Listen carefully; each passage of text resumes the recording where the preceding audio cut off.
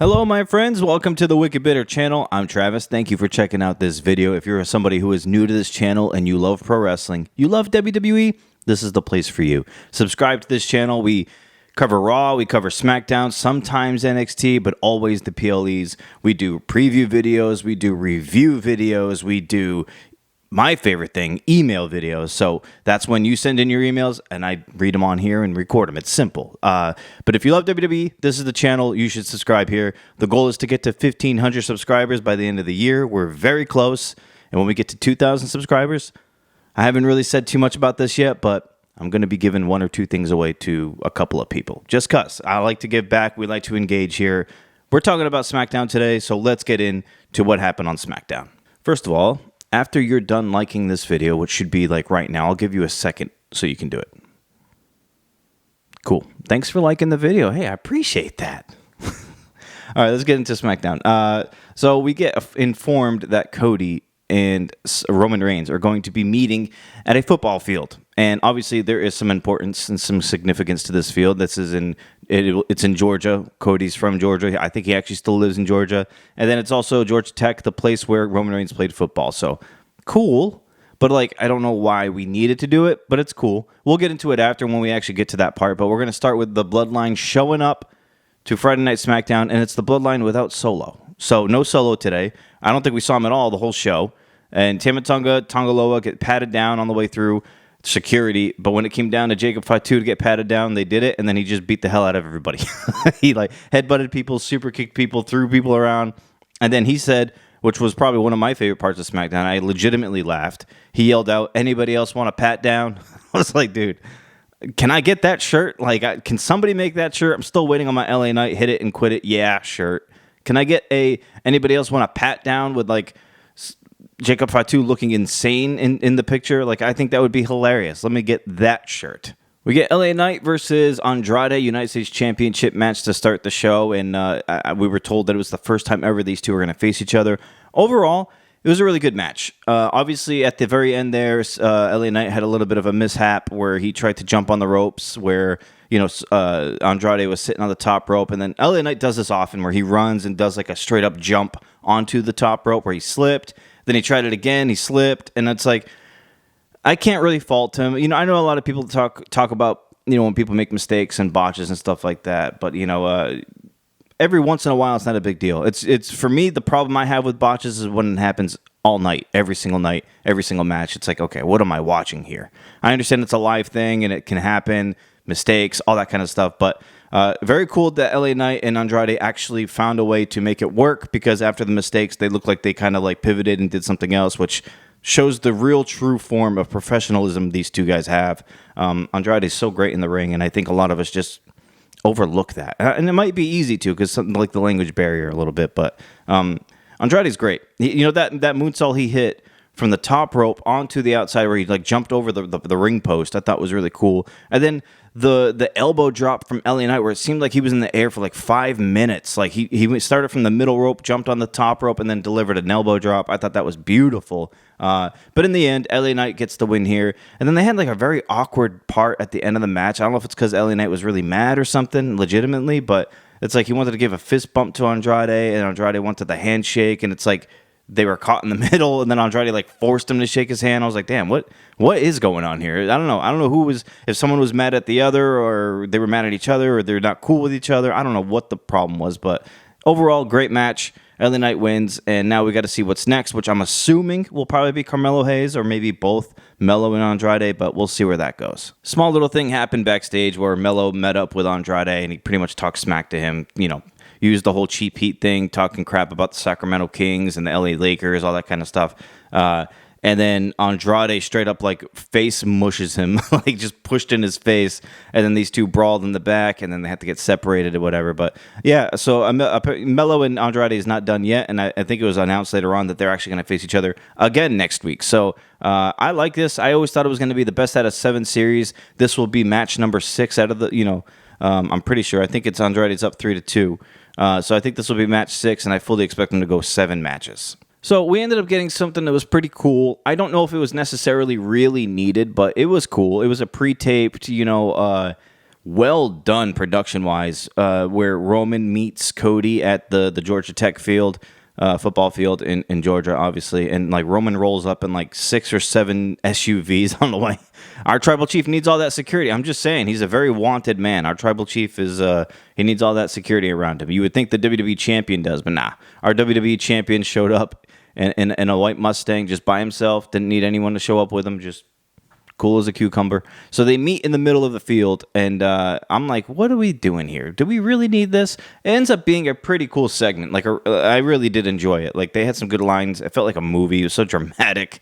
Like the little music they put in the background, all that kind of stuff. But Roman basically tells Cody that like Cody has signed himself into a lose-lose situation. He said that the guys that they're facing have nothing to lose. And Cody pretty much has everything to lose here. The WWE champion losing is not going to be a good idea for anybody. So, that's pretty much what he said. I'm going to have to look at my phone for a couple more notes because there are a couple of things he said that I really want to make sure I get across here. Roman tells Cody there's no weight on his neck, that all the weight is on Cody's neck. Cody tells Roman that, like, WWE has a tribal chief, and it's not Roman Reigns. WWE has a WWE champion, and it's not Roman Reigns. Like, all Roman Reigns is now is just Roman Reigns. And I'm like, damn, that looked like it hit Roman pretty tough there. But, I thought this promo was great between the two. Roman asks Cody, what do you want? Like, just tell me what you want. Like, he just wants to get this over with. Like, what is it? What do you want, dude? And Cody says, I just want your word. I want your word that you have my back so that I can have your back. And Roman quickly says, you have my word. But then Roman quickly says after that, after it's all said and done, though, I'm coming back for what's mine. And he looked at the WWE Championship. So Cody ends up telling him that, it's not yours anymore. So he basically, I don't know. It looks like we are going to get this match, this Roman versus Cody match. And I don't know when it's going to happen. Maybe, I don't want to say Survivor Series. I don't know, because War Games. But it's coming, and maybe it's at WrestleMania. Maybe Roman wins the Royal Rumble. I don't know. It's coming, though. So when they were about to both leave, Cody kind of like walked in front of Roman. He said that, that's when he said that the title is not his anymore kind of thing. And Roman says, you're in my way. Cody moves out of the way. And then Roman says, no, you're in my way in my life. And then Roman walked off. So I thought it was kind of cool. It worked really well. It was done really well, the production side of it and everything. So pretty cool. But I feel like it was WWE's way of getting Roman on SmackDown without actually having Roman on SmackDown. So WWE thinks they're slick, man. They're still giving Roman his time off. It's just they're having him pre-tape stuff ahead of time. But whatever. We'll see how it goes with Roman. I would like to see him on TV more than what he is, because we're going to try to build up these feuds and this tag team match. We're going to need some face-offs here. I don't know why Solo wasn't there this week, but this tag team match needs to feel super important. And by doing things like this, it feels like it's focused on a different story than it is the tag team match. But, whatever. That whole time, Kevin Owens was watching on a TV screen. Byron came up to him, asked him, how does he feel about this whole thing? And Kevin Owens kind of just scoffs and walks away. And, I was like, okay, well, is that it for tonight for Kevin, I guess? We're not going to see him. But no, we end up seeing him a little bit later on. We'll get into that when we get into it. But, Kevin Owens, he's planting little seeds. You know what's coming. It's just a matter of time. We get Giovanni Vinci versus Apollo Crews this week again. This time, no jumpsuit for Vinci. He learned his lesson from last week. He's like, I'm not taking anything off pre-bell. I'm going to get in there, and we're going to get into it. So we get there. There's a different ref from last time. I think Corey Graves even said that ref from last time got sent down to NXT. I'm like, there you go. Some repercussions. So Apollo Crews ends up winning anyway on a roll-up. And I'm like, this is not really what I think I was expecting for Giovanni Vinci or Crews. I thought Crews would be teaming up with Corbin. This is like 2 or 3 weeks now in a row where Corbin is not with Crews. We haven't even seen Corbin, so I don't know what the deal is there. I guess they're not a tag team. It looked like WWE was kind of trying to push that a little bit. I don't know. I think WWE just doesn't have any idea what they're doing with some of these guys. And, with it, SmackDown moving potentially to 3 hours, we're going to have to figure out some things with some of these people. We get Kevin Owens actually says to Byron he's going to go talk in the ring about how he feels. So we get Kevin Owens walking down to the ring. He starts to cut a promo a little bit. He's going to talk about the whole Cody Rhodes and Roman Reigns team up. But then he gets interrupted by the Bloodline. It was actually Tama Tonga and his song, and it's with Tonga Loa and Jacob Fatu. Still no Solo. And then you got Tama Tonga out there making all this, I don't even want to make the sound. Yeah. like these really weird. I love it. I love Tama Tonga, man. He's awesome. He ends up cutting a promo here on Kevin. He's like stuttering a little bit, reminding me of Goldust. Remember when Goldust had that little stuttering little gimmick he used to do? But they cut a promo. They basically get in the ring. Kevin Owens says, "You know what? Let's just cut to the chase here. We all know that you're all going to get in the ring and fight. So let's just do it now. Let's just stop talking. Let me punch you in the face." So everybody gets in the ring. We start brawling here. And then of all teams, I thought it was going to be Randy who makes the save, but it's no Randy. We get no Randy tonight either. It's actually DIY that comes out to make the save. Not a great pop for DIY. Poor guys. I like both. I mean, I love Gargano by himself. I love Ciampa by himself. I love them both together. But the crowd has cooled off big time on them. I remember a few weeks ago they were getting some sort of a pop. Now it's like nothing. But yeah, so they end up brawling. Aldis comes out, makes it official for a 6-man tag of the night. DIY and Owens versus the Bloodline, Tama Tonga, Tonga Loa, and Jacob Fatu, and that's going to happen in the main event. And I'm like, damn, how many like tag teams, Bloodline main events are we going to get on SmackDown? You know, it's like almost every week. It's almost like what WWE, it's like what they were doing on Raw with Judgment Day, how that Judgment Day were always in the main event and still are to a degree. But yeah, they're clearly trying to tell us that the Bloodline are top shelf, like big time. And you know, sometimes it just doesn't feel that way, especially when they're going up against like DIY and Kevin Owens. It's like, this kind of just feels thrown together. We get the tag team match that I think a lot of people were anticipating, honestly. I was really looking forward to it. Bayley and Naomi versus Tiffy Time and Nia Jax. We all know the stipulations here. If either Bayley or Naomi pin the other team, then that individual gets a title shot. But if either Bayley or Naomi get pinned, then that person has to leave SmackDown. So it was interesting. I had some theories in my head, but I remember in the last video I put out, or the one talking about last SmackDown, I mentioned that I thought there would be a situation where Bayley and Naomi both pin Nia somehow, and that's exactly what happened. So it made me think, okay, we're going to get a triple threat match. But I got to mention, in this match, the double back body drop they gave to Nia Jax was amazing. Nia has been so good since she's come back to WWE. Like, I was never a fan of hers, but this run that she's back on here, I mean, she's trimmed down. She looks great in the ring. She moves great in the ring. She cuts decent promos, I guess, you know, better than what she used to. Nia's just been great. She's been an actual asset to this company, and she's been a great champion, and I like the feud that she's going on with these two. I actually like the little interesting storyline she's got with Tiffy. Everything's good right now for Nia, and she did great in this match, but it was Naomi and Bayley who end up double pinning Nia Jax, and I got a feeling here. I know I say it often about like Kevin Owens and stuff, but I feel like Naomi's going to turn. I feel like Naomi's going to turn in a little bit. I don't know when, but we ended up getting a backstage segment after that with Bayley and Naomi and Nick Aldis, where he says, you know, next week, Bayley versus Naomi, whoever wins out of that faces Nia Jax for the title. I still think that it's going to be a triple threat match. So next week's match between Bayley and Naomi, something I think is going to happen. A double DQ, or Tiffy gets involved, or something to make it a DQ, or something like that, where it ends up being a triple threat match. I don't think it's just going to be one-on-one. But if it is one-on-one, I would say maybe Bayley wins, and then Naomi turns on Bayley at Bad Blood. And you can literally use the storyline of Naomi just being jealous, where it was just like Bayley, you know, it looks like her target's going to be Bayley, you know, so you could always say that, you know, Bayley thought she was better than Naomi, always wanted the spotlight over Naomi, never gave Naomi a chance. It was always Bayley, and, you know, never Naomi. She never gets her opportunity. You could do something with that. I think it's going to be a jealousy angle, and I think Naomi's turning soon. Quick little mention here. I love the sign cam that WWE showed last night. That was pretty cool, where they came back from break and they said, hey, you know, during commercial breaks, we like to show off our signs here in the arena. And they actually showed all of us the signs that they had in the arena. I thought it was pretty cool. I think this is a good way.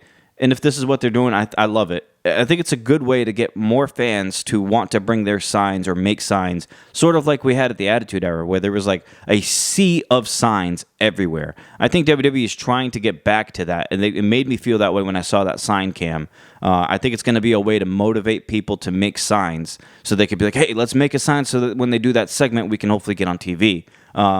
I think that's what they're trying to do here. I thought the sign cam was cool. Showed a lot of cool signs that I like to see. And you know, I've always liked it. I've always liked that idea. So, and I missed the days where there were like, I mean, a sea of signs where it was insane. I want to see that again. So I think that's a good idea. If that's what they're doing, I love that. We're moving on to the 6-man tag team match. Kevin Owens is out first, and then we end up finding out that when DIY's song hits, it cuts to a camera backstage, and the Bloodline is just wiping them out. DIY is done. They got beat up, and then the Bloodline end up making their way to the ring. They end up all three jumping on Kevin Owens, attacking him, and then the Street Profits make the save, which I thought was cool. So this is what the match is going to be. Kevin Owens and the Street Profits versus the Bloodline. The match goes on. It's a great match, as you would expect, right? Everybody in this match is amazing, except for Tongaloa, but everybody in this match is amazing, and ends up being a DQ. So after the match, another assault, a little brawl, a little beatdown, and then DIY come out to try to make the save, but DIY gets a beatdown. So Bloodline is looking top shelf here. They're looking amazing. And, as the brawl continues, Cody Rhodes' song hits. Cody comes down with a chair. He attacks the Bloodline, gets in the ring to save Kevin Owens, and then, he as he's like yelling at the Bloodline, talking smack from the ring to them on the ramp, Kevin Owens picks up the chair, and he's behind Cody with the chair, obviously trying to plant in everyone's mind that he's about to kill Cody with the chair. Cody turns around, and the way Cody turned around was cool. It's like Cody turned around, and he didn't do the one of those like, oh, like you're about to hit me. Like Cody turned around, and he thought nothing of it. He turned around, he saw Owens with that chair. He didn't flinch. He didn't think, whoa, were you about to hit me with that? No, Cody turned around and was just like, dude, you good?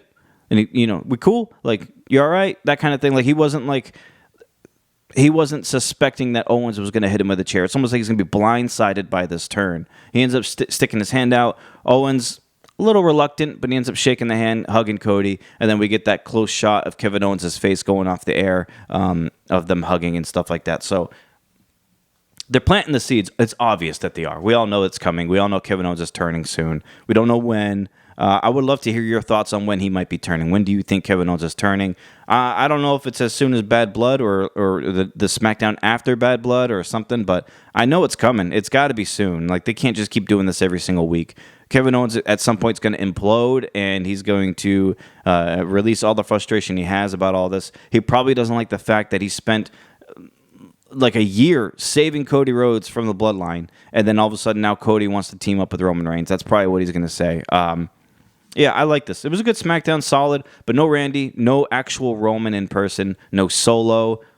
So, and then DIY in the main event. As much as I like them, this seemed like a going through the motions SmackDown to a degree. I mean, the Chelsea Green dumpster match, promo video was cool. That's coming, and that'll be a fun match. But nothing too out of the ordinary for SmackDown. It was pretty pretty basic. SmackDown wasn't the most amazing, but it wasn't bad either. It was fine. Yeah, that's it, guys. That's all I have for SmackDown, so I appreciate you watching this video. Please like this video. Please subscribe if you haven't yet. Leave some comments. I love talking to you all. I really do. I say that and I mean it. Like, I love the back and forth we have. I love the conversations we have. So let me know what you thought about SmackDown. When do you think Kevin Owens is turning? And if you agree, do you think Naomi is turning? Until then, guys, have a great weekend. We'll be back with another video, so check out the channel for that. Until we eat again, my friends, as always, stay bitter.